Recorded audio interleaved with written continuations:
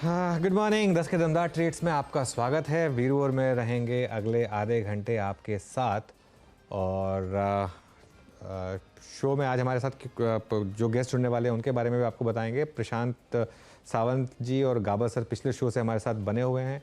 आपको स्क्रीन पर रचना जी दिखाई देंगी, वो भी हमारे साथ जुड़ेंगी। 5paisa.com के रुचित जैन को भी जोड़ेंगे कुछ ही देर में अपनी टॉप ट्रेड्स के लिए। और 2024 के आउटलुक पर आज दो खास मेहमान जुड़ेंगे हमारे साथ। टेक्निकल समझाएंगे राहुल शर्मा जेएम फाइनेंशियल से, और फंडामेंटल एंगल पर बात होगी आज पाइपर सरिका के फाउंडर और फंड मैनेजर अभय अग्रवाल से। ये सब लाइंड अप है आपके लिए कुछ ही देर में शो में। लेकिन इससे पहले एक बार जरा मार्केट का रुख करते हैं। और मार्केट में लोअर लेवल से फिर थोड़ी सी रिकवरी आ रही है। देखिए, इसको मैं बोलता हूँ जलेबी मार्केट, दोनों साइड की ट्रेड्स। और बस ये देखने में अच्छी लगती हैं। काश मैंने यहाँ बेच दिया होता, काश मैंने यहाँ ले लिया होता। ये वो वाली मार्केट है। इसमें इंट्राडे में थोड़ा सा सिर्फ ऑब्जर्व करिए, उसी में पैसा बनेगा। या फिर स्ट्रिक्ट लेवल बेस्ड और strict stop loss based trading करिए दोनों साइड की, अगर आप वो कर सकते हैं, अगर वो आपके अंदर कैपेबिलिटी है तो। बैंक निफ्टी फिर सपोर्ट ले रहा है 47,500 पर, नहीं तोड़ा उसने 47,500 को। ये इंटरेस्टिंग है। मतलब इंट्राडे में उसके हल्का सा नीचे गए लेकिन तुरंत बाउंस बैक कर गए। तो अभी के लिए 47,500 को हम प्रोटेक्ट कर रहे हैं। और आज जहाँ तक बात है कुछ स्टॉक्स और सेक्टर्स की, आज आईटी में अच्छी खासी वीकनेस है, खासतौर से मिड कैप आईटी में। कल की बड़ी डिक्लाइन के बाद नैस्डैक में तो Coforge, Tech Mahindra, Persistent Systems, Infosys, large cap mid cap सारे के सारे आईटी स्टॉक्स, यहाँ पर आपको अच्छी खासी डिक्लाइन देखने को मिलेगी। लेकिन अपसाइड पर आज थोड़े से एनबीएफसी स्टॉक्स जो अच्छा कर रहे हैं, उनमें एल&टी फाइनेंस, उसके अलावा श्रीराम फाइनेंस, बंधन बैंक में एक शार्प ब्रेकआउट आया है। अदानी ग्रुप स्टॉक्स आज के टॉप 3 गेनर्स। अदानी एंटरप्राइजेस अब 10% की तरफ बढ़ रहा है, 8% के गेन आ गए हैं यहाँ पर। ये तो मार्केट सुप्रीम कोर्ट की रूलिंग से पहले ही अपना मन बना चुका है यहाँ पर वीरू। ये देखिए 8% ऊपर इस समय स्टॉक। बिल्कुल, अदानी ग्रुप के स्टॉक्स में अच्छा मूव, एनबीएफसीज में अच्छा मूव, और एक आईटीसी आज अच्छा मूव देता हुआ। बहुत सारी पॉकेट्स हैं, रेलवे स्टॉक्स जो हैं वो अच्छा करते हुए। खैर, अब एक इस पैनल से आपकी मुलाकात कराते हैं। हमारे स्क्रीन पे इस वक्त प्रकाश काबा, प्रशांत सावंत पिछले कार्यक्रम से इस कार्यक्रम में भी शिरकत करेंगे, और नए मेहमानों के तौर पे रचना वैद्य, रुचित जैन, राहुल शर्मा आज हमारे साथ मौजूद ही होंगे, और साथ ही साथ अभय अग्रवाल से खास बातचीत होगी। रचना जी, गुड मॉर्निंग। आपका दो कन्विक्शन आइडियाज़ क्या हैं इस वक्त, क्या ट्रेड रहेंगे आपके?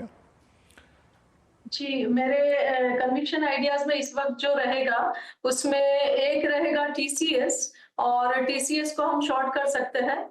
आईटी में वैसे भी वीकनेस है, और यहाँ पे टीसीएस में 3713 के करीब फ्यूचर्स का लेवल है। अगर 3730 पे एसएल लगाया जाए तो डाउन साइड पे पहला टारगेट होना चाहिए 3700, और उसके बाद होना चाहिए 3690। ये दो लेवल के लिए प्ले कर सकते हैं इसको। और या दूसरा जो मेरा कॉल रहेगा यहाँ पे, that would be ITC. ITC में हमने स्ट्रेंथ देखी है जो यहाँ पे कंटिन्यू हो सकती है।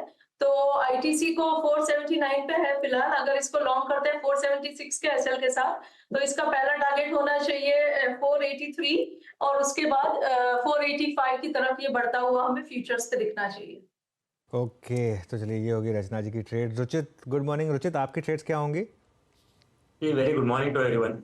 दो स्टॉक्स है लेकिन मेरे दोनों ही बाय बाय ट्रेड्स है। पहला स्टॉक थोड़ा डिफेंसिव स्पेस में से एफएमसीजी में, वो है डाबर। सो प्राइमरली हमें लग रहा है कि यहाँ पे एक करेक्टिव फेज एक पूरा हो चुका है डाबर में। एक इंपल्सिव अपमूव, रीसेंट अपमूव में स्टॉक ने बताया था, और क्योंकि अब रिलेटिव अंडर परफॉर्मेंस अब तक ये पूरे लास्ट एक साल में स्टॉक ने बताया, सो आई थिंक यहाँ पे रिस्क रिवॉर्ड रेशियो काफी फेवरेबल है फ्रेश लॉन्ग्स बनाने में, और डाउन साइड रिस्क काफी कम है यहाँ पे। तो ट्रेडिंग के पर्सपेक्टिव से 548 के स्टॉप लॉस से खरीदारी करने की सलाह रहेगी 575 के अराउंड के टारगेट्स के लिए। और कॉनकॉर मेरी सेकंड पिक रहेगी, जहां पे पीएसयू नेम्स में ये हाई टॉप हाई बॉटम का स्ट्रक्चर जो ये स्टॉक में कंटिन्यूड है। छोटे मोटे करेक्शंस में 20 डे में स्टॉक में एक अच्छा सपोर्ट बेस बना है। तो कॉनकॉर में भी यहाँ पे 900 तक के टारगेट्स एक्सपेक्ट कर सकते हैं नेक्स्ट एक दो ट्रेडिंग सेशन में। 870 के नीचे स्टॉप लॉस रख के कॉनकॉर बाय की सलाह है। ओके, कॉनकॉर। अभी मैं जो बात कह रहा था ना बस कि ये रेलवे और रेलवे से एसोसिएटेड सारी कंपनियां और पीएसयूज में कुछ मूव आ रहा है। कॉनकॉर में एक स्ट्रॉन्ग मूव है। कल ही हमने इस ट्रेड को बात भी की थी। प्रकाश गाबा सर, आपकी ट्रेड क्या रहेंगे दो इस वक्त के? Okay, good morning once again. Stock रहेगा आईटीसी। यहाँ पर तेजी है, 477 पर ट्रेड कर रहा है। मुझे लगता है ये 490 की तरफ जा रहा है। स्टॉप होगा 475, 474। बस आईटीसी एक स्टॉक है। दूसरा स्टॉक है अंबुजा सीमेंट। इसमें भी तेजी है, 545 पर ट्रेड कर रहा है। स्टॉप होगा 540 का। टारगेट मेरे ख्याल से 560 के नजर आते हैं आते दिनों में। Yes, Ambuja cement and Ambuja cement and ITC, ये हो गई गावस्कर की पिक। प्रशांत जी बताइए आपकी ट्रेड्स। जी अनुज जी, फर्स्ट पिक मेरी होगी पेट्रोनेट एलएनजी। यहाँ पे 227 पे स्पॉट ट्रेड कर रहा है और जब तक ये 220 के ऊपर है मुझे लग रहा है ये बहुत स्ट्रांग मूव के लिए तैयार हो रहा है पोजिशनली। शॉर्ट टर्म के हिसाब से 222 का स्टॉप लॉस रखेंगे और करीबन 240 टू 40 का टारगेट रखेंगे। नेक्स्ट पिक होगा इंडिगो। अपवर्ड स्लोपिंग 20 डे पे काफी दिनों से सपोर्ट लिया हुआ है और प्राइस एक्शन पॉजिटिव है, तो यहाँ पे स्टॉप लॉस रखेंगे 2915 स्पॉट 2915 और टारगेट रखेंगे 2985 तो 2985 के आसपास।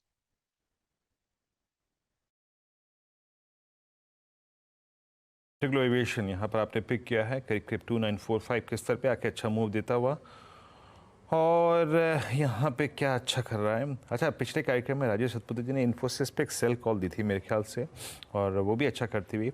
और एसबीआई जिसने सुबह एक अच्छा मूव दिया था और थोड़ा लोअर लेवल से कर्व लेने की कोशिश कर रहा था, ये अब 638-60 पर क्या कर रहा है आइए देखते हैं। एज ऑफ नाउ कल वो वॉलेट नहीं किया, बट थोड़ा सा सिंक हुआ है हायर लेवल से, 10 EMA के नीचे ट्रेड करता हुआ। रचना जी, ये पीएसयू बैंक्स में आपका व्यू क्या है इस वक्त, एंड स्पेशली आपका take State Bank of India पे। स्टेट बैंक ऑफ इंडिया प्रश्न मैं इसलिए कर रहा हूँ क्योंकि इसने इस पूरे दौर में, मतलब पूरी दिसंबर, इसने 10 EMA को कभी वॉलेट करके क्लोज नहीं दिया। अभी एसबीआई की ऑप्शंस की रीडिंग, चार्ट्स की रीडिंग क्या कह रही है आपको? जी, जहां तक एसबीआई की बात है, एसबीआई में at this point in time एक रेंज बाउंड मूवमेंट है, और कल के और परसों के माइनर फॉल के बाद यहाँ पे एक सपोर्ट लेने की कोशिश में लगा हुआ है काउंटर। और अगर ये काउंटर 434 तक कहीं ना कहीं सपोर्ट ले लेगा तो एक स्ट्रॉन्ग अपमूव यहाँ पे बन सकता है, बिकॉज 634 के आसपास अगर सपोर्ट ले लेगा तो एक स्ट्रॉन्ग मूवमेंट यहाँ पे अपसाइड पे बन सकती है, because 634 is a strong support. लेकिन उससे पहले सपोर्ट इमर्ज हो ऐसे चांसेस थोड़े कम है, और अगर 634 के आसपास सपोर्ट ले लिया तो फिर ये काउंटर 644 एंड 650 की तरफ जाता हुआ हमें नजर आ सकता है। ओके, चलिए ये इस समय की कुछ डे ट्रेड्स, लेकिन आप एक काम करते हैं, आप थोड़ा आगे बढ़ते हैं और थोड़े से लॉन्ग टर्म चार्ट डिस्कस करते हैं। हमारे साथ आप जेएम फाइनेंशियल सर्विसेज के director and head of research Rahul Sharma जुड़ गए हैं। Rahul ji, good morning. सबसे पहले तो नए साल में हम पहली बार बात कर रहे हैं आपसे, तो आपको 2024 की बहुत बहुत शुभकामनाएं। क्या रहेगी आपकी 2024 की बिग कॉल?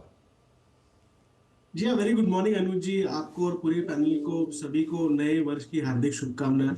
देखिए, बहुत ही बेहतरीन रैली हमने देखी है पिछले 3-4 महीनों में, और अब मुझे लगता है कि जनवरी में थोड़ी सी यहाँ पर volatility, time correction, price correction दोनों हो सकता है।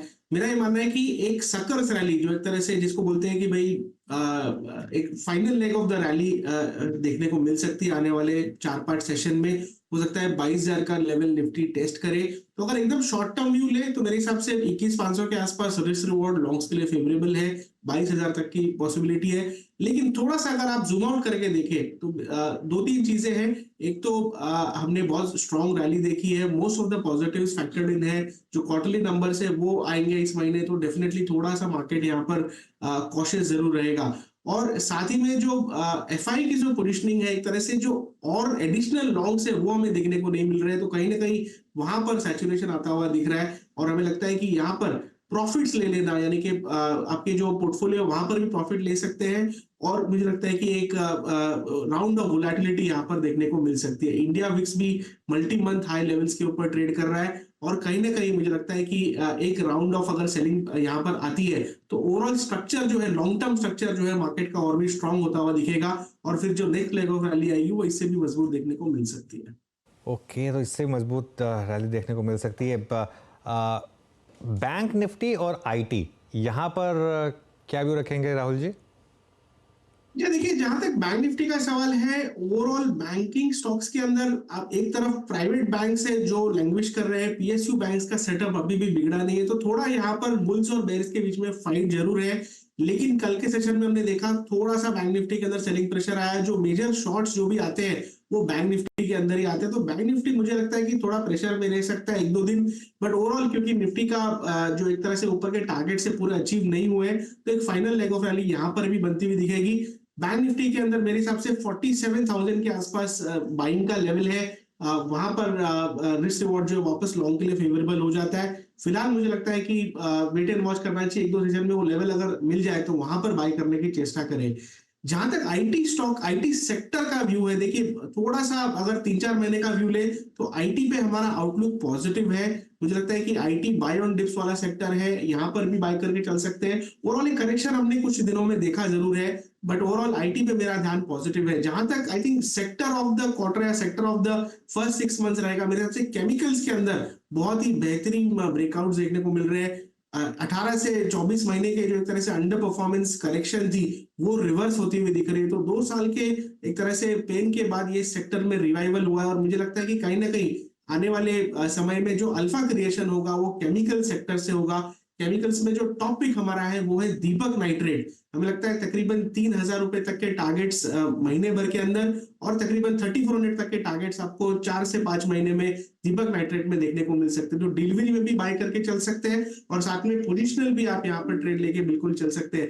स्टॉप लॉस जो आपका लॉन्ग पोजीशंस में रहेगा तकरीबन रहेगा 2200 का, और हमें लगता है कि अच्छी अपसाइड दीपक नाइट्रेट के अंदर आने वाले 3 से 4 महीने में देखने को मिल सकती है।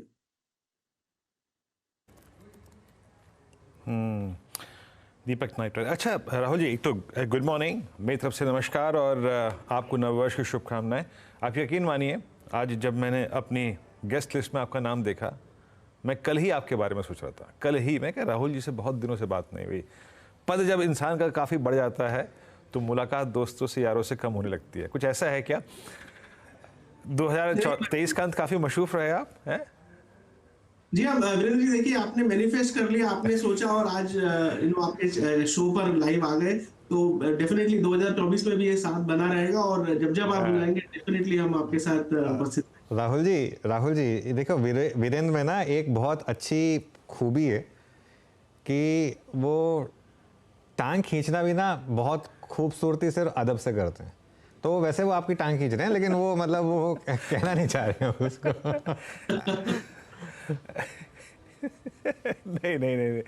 नहीं, कल 1-2 लोग हैं जिनसे बात नहीं हुई अभी 2024, मतलब पिछले कुछ समय से, उसमें राहुल जी भी एक थे, वरना हम लोग दुआ सलाम। वीरेंद्र जी कैसे एंकर है, जब उनके साथ इंटरव्यू होता है थोड़े जो हिंदी की वोकैबुलरी है एक तरह से अपने आप अपग्रेड हो जाती है, तो आई थिंक इसका पूरा क्रेडिट वीरेंद्र जी को। एब्सोल्युटली बिल्कुल। मैं खुद इतने नए शब्द सीख रहा हूँ, जो वीरू की जो कविताएं होती हैं, बिल्कुल बहुत शानदार। शुक्रिया। अच्छा राहुल जी, 1-2 स्टॉक्स जो कि अब फ्रेश मोमेंटम क्रिएट कर रहे हैं। फॉर इंस्टेंस रिलायंस आज सुबह ऑल टाइम हाई क्रिएट किया। आईटीसी अपनी पिछले 4 महीने की जो स्लीपिंग ट्रैजेक्टरी थी, जिसमें पड़ा हुआ था, उससे बाहर निकल के आता हुआ। 1-2 स्टॉक्स जो कि इंडेक्स को बेनिफिट दे सकते हैं वो ये है, बट इन आइसोलेशन अगर ट्रेड करना हो या फिर कोई व्यू रखना हो तो कैसे अप्रोच करेंगे इन स्टॉक्स को आप?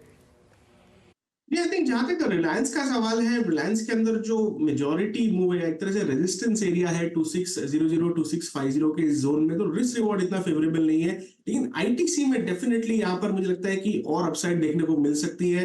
एज ए ट्रेडिंग टारगेट हमें 500 रुपए तक के लक्ष्य आईटीसी में आते हुए दिखते हैं, और थोड़ा सा अगर आप बड़ा व्यू भी लेके चले तो मल्टीपल मंथ्स के बाद एक तरह से एक राउंडिंग बॉटम बना के ये स्टॉक ने रिवर्सल दिया है, और हमें लगता है कि इसके टारगेट्स बड़े रहेंगे।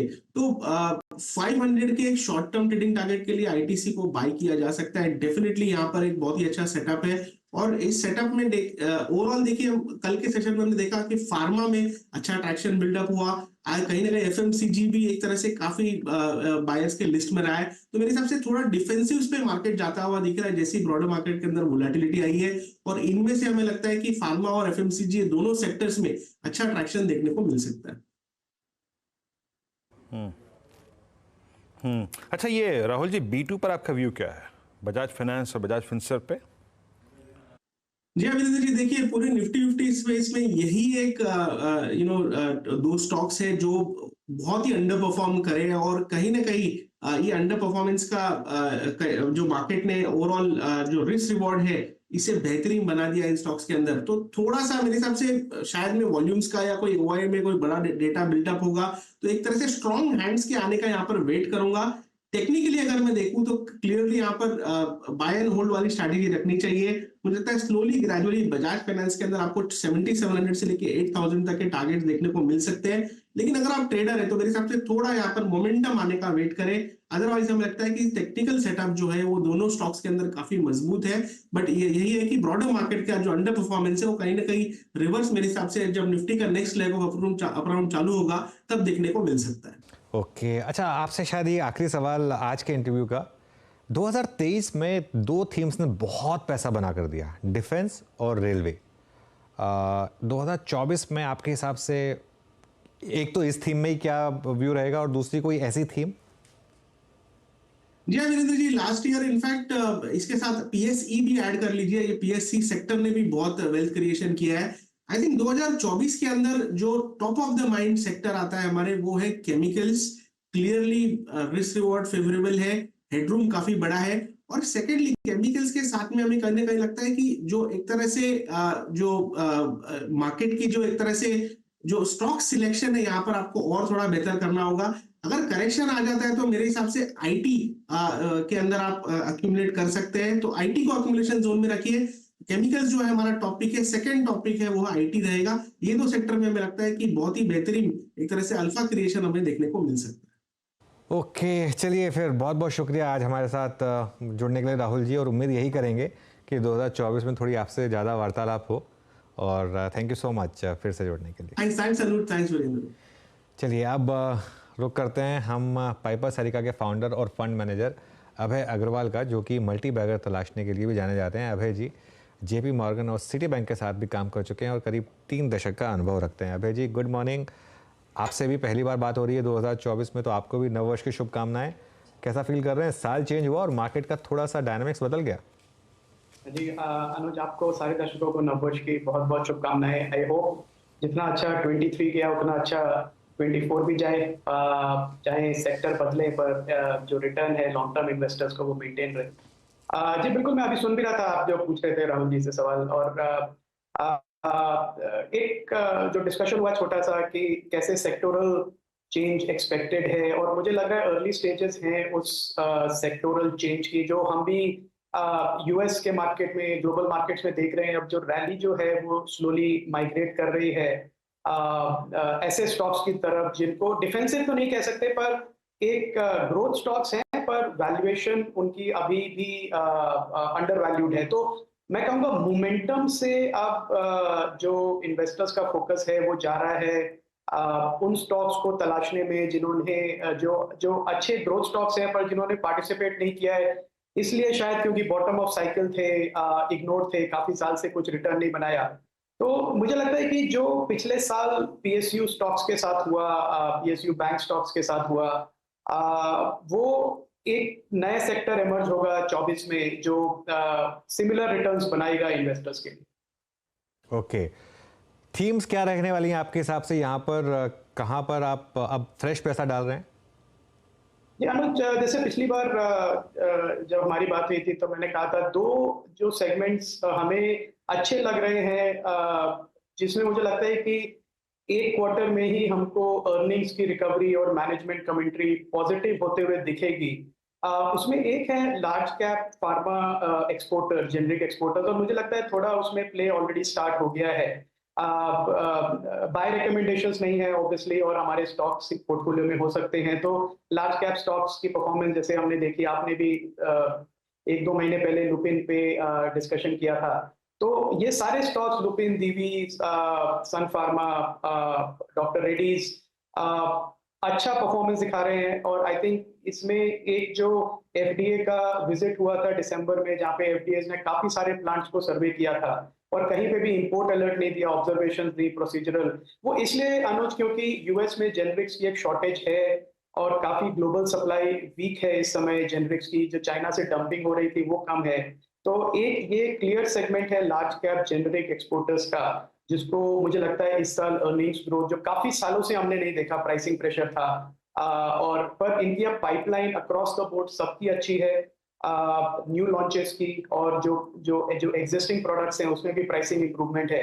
पर मुझे लगता है कि आप इस क्वार्टर में जो रिजल्ट्स आएंगे उसमें जो मैनेजमेंट कमेंट्री सुनेंगे वो पॉजिटिव होते हुए सुनेंगे, और उसका रिजल्ट मुझे लगता है फार्मा एज अ सेक्टर पे आएगा, पॉजिटिव इम्पैक्ट आएगा। दूसरा है Anuj anything to do with agriculture economy, agri economy, तो उसमें फर्टिलाइजर्स हैं, उसमें क्रॉप प्रोटेक्शन है, सीड्स है और फार्म इक्विपमेंट है।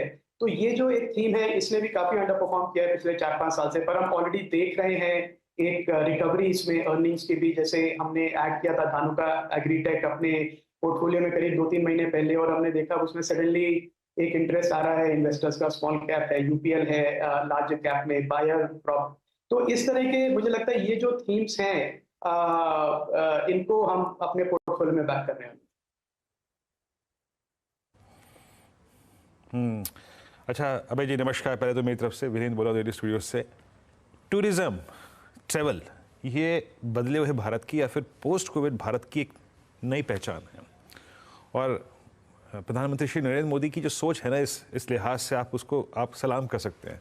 अभी कुछ दिनों पहले उन्होंने एक उत्तराखंड मीट में कई बात कही थी कि उत्तराखंड को हमें एक प्रिफर्ड डेस्टिनेशन वेडिंग वाला स्टेट बनाना है। उनकी सोच कुछ अलग ही है इस मामले में। अभी हम कुछ देर पहले अनुज और मैं बात कर रहे थे अयोध्या की। अगले शायद मेरे ख्याल से 3 साल के लिए ये सबसे प्रिफर्ड एक जिसे कहते हैं ना क्षेत्र होगा जहाँ पे लोग जाएंगे। इसका सीधा इम्पैक्ट रेलवे पर पड़ा है। आप रेलवे स्टॉक्स को देखिए, सब में काफ़ी स्ट्रॉन्ग हो गए। हम अमूमन इस धारणा में रहते हैं कि चल चुका है, बहुत चल चुका है। क्या रेलवे स्टॉक्स अभी भी चलेंगे बहुत? अभी भी इनका दमखम दिखाने का जो पोटेंशियल है वो कितना है? वीरेंद्र, आपको भी नववर्ष की शुभकामनाएं। और आपका एकदम परफेक्ट पॉइंट है, क्योंकि काफी हम भी इन्वेस्टर से बात करते हैं तो सवाल होते हैं कि देखिए रेलवेज इतना बड़ा सेगमेंट है, ऑलरेडी चल गया है, पीएसयूज उसमें ज्यादा है, तो अभी कुछ इसमें दमखम बचा है कि अब फ्लैटलाइन करेगा यहाँ से 1-2 साल के लिए। पर मुझे लगता है इतना बड़ा सेगमेंट है, और जैसे आपने कहा जो बीजेपी की जो पॉलिसीज हैं अब वो मार्केट भी सर्टेन है कि कंटिन्यू करेंगी इलेक्शंस के बाद। तो एक पॉजिटिव मोमेंटम है रेलवेज के स्टॉक पे। और इसमें एक स्टॉक अनुज जो हमने भी अविरेंद्र जो हमने भी ऐड किया है अभी रिसेंटली, वो है एम्बर इलेक्ट्रॉनिक्स। एम्बर जो है वो एसी मैन्युफैक्चरिंग के लिए जाना जाता है, ईएमएस मैन्युफैक्चरर है एसीज का, रूम एसीज का। पर एक उनकी एक कंपनी है सिडवॉल करके जो वंदे भारत ट्रेन हैं, जो नई ट्रेन हैं, उनका एचवैक और एयर कंडीशनिंग प्रोवाइड करते हैं। तो मुझे लगता है इस तरह की अपॉर्चुनिटीज काफी हैं इस समय वीरेंद्र, अगर इन्वेस्टर्स ढूंढे तो। यही नहीं है कि आपको जो लार्ज जो पीएसयू स्टॉक्स जो चल चुके हैं अभी भी मुझे लगता है उनमें दम है, क्योंकि अभी भी वैल्यूएशंस इतने स्ट्रेच नहीं हुए हैं। ये काफी एक दशक के अंडर परफॉर्मेंस के बाद ये स्टॉक बाहर निकले हैं, तो वैल्यूएशन अभी भी मुझे लगता है अट्रैक्टिव है कंपेयर टू अपॉर्चुनिटी जो इनके सामने है। और अगले 5 साल की क्लियर पॉलिसी डायरेक्शन है, जैसे आपने कहा सरकार जो करना चाह रही है, तो एक बहुत बड़ा पॉलिसी सपोर्ट है। पर इसके साथ में प्राइवेट सेक्टर में भी मुझे लगता है कुछ ऐसे अननोन नेम्स हैं जो आप इस पे फोकस कर रहे हैं, और जो एनालिस्ट ढूंढेंगे अभी अगले 2-3 महीने। तो अपॉर्चुनिटी स्पेस बढ़ेगा, और मुझे लगता है वीरेंद्र सिर्फ पीएसयू स्टॉक्स तक लिमिटेड नहीं रहेगा। वाकई एक बहुत ही अच्छा मत दिया आपने, और आपने अगर अपनी होल्डिंग ही बताई थोड़ी सी यहाँ पर, शुक्रिया उसके लिए। अभय जी, एक स्पेस और जिसमें अब थोड़ी रंगत नज़र आ रही है, बदले हुए माहौल का इम्पैक्ट नज़र आ रहा है। हमने 22 में 23 में रियल एस्टेट को भागते हुए देखा, हमने एंसिलरी को तो खैर बहुत ही भागते देखा, लेकिन अब थोड़ा सा इम्पैक्ट प्राइस बिहेवियर वो HFCs में विजिबल है। आप HFCs पे क्या व्यू रखते हैं इस वक्त?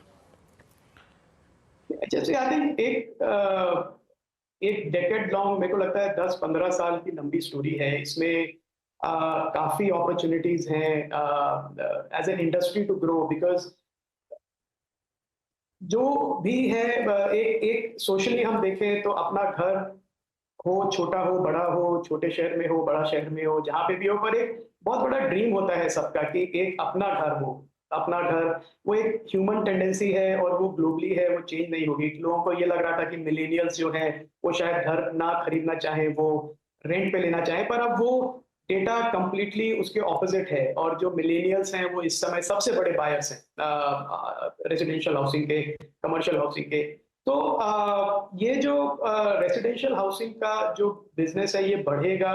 मुझे लगता है कि इसमें बहुत बड़ी अपॉर्चुनिटी है। पर वीरेंद्र, इसमें एक दूसरी चीज जो हो रही है कि इसमें नंबर ऑफ प्लेयर्स बढ़ गए हैं। इसमें इस बिजनेस में पहले 2-3 बड़ी लीडिंग कंपनीज होती थी, पर आप देखें अभी रिसेंटली लिस्टिंग भी हुई कुछ छोटी हाउसिंग फाइनेंस कंपनीज की, जो नीश एरियाज में काम कर रहे हैं, जोग्राफिकली छोटे एरियाज में काम कर रहे हैं। तो इन्वेस्टर्स को भी ये सोचना पड़ेगा कि किस पे बेट करें ग्रोथ के लिए, क्योंकि ये एक लो मार्जिन और लो एनपीए इंडस्ट्री है। हाउसिंग लोन पे कोई डिफॉल्ट जल्दी करता नहीं है और अभी भी कोई स्पेकुलेटिव बबल नहीं है। तो मुझे लगता है अगले 2-3 साल तक इसमें अच्छा ग्रोथ होगा, पर ये लो मार्जिन इंडस्ट्री रहेगी, तो इसलिए ग्रोथ जो कंपनी कर पाएगी वो ज्यादा पैसा और इन्वेस्टर के लिए रिटर्न बनाएगी। तो उस हिसाब से देखें तो मुझे लगता है छोटी कंपनी जो है हाउसिंग फाइनेंस में, उनके लिए अच्छी अपॉर्चुनिटी है बनिस्बत उनके जो बड़े शहरों में हाई टिकट मॉर्गेज करते हैं।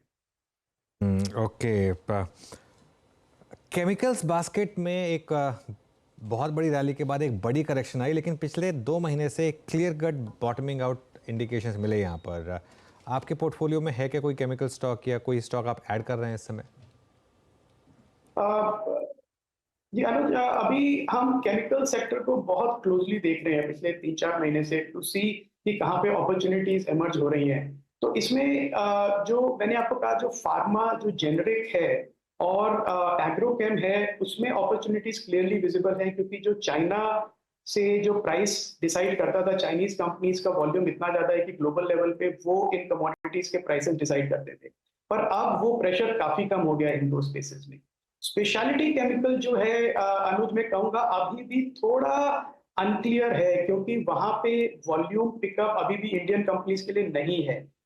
मुझे लगता है 1 क्वार्टर और लगेगा इमर्ज होने की क्लियर पर्सपेक्टिव की चाइना से जो डंपिंग है वो स्पेशलिटी केमिकल की भी कम हुई है, प्राइसिंग प्रेशर वापस आ रहा है, प्राइसिंग पावर। सो इनको मैं 2 पार्ट में ब्रेक करूंगा। जो फार्मा जेनरिक और जो एग्रोकेम है वो तो क्लियरली बॉटम आउट होता लग रहा है, मतलब जो हम डेटा देख रहे हैं मंथली बेसिस पे भी और जो प्राइसिंग देख रहे हैं यूएस में।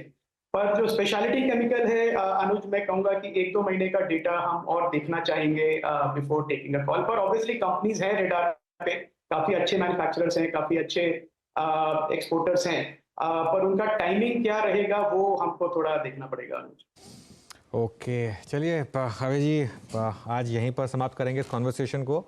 थैंक यू सो मच आज हमारे साथ जुड़ने के लिए, और आपको एक बार फिर से 2024 की बहुत बहुत शुभकामनाएं। Thank you.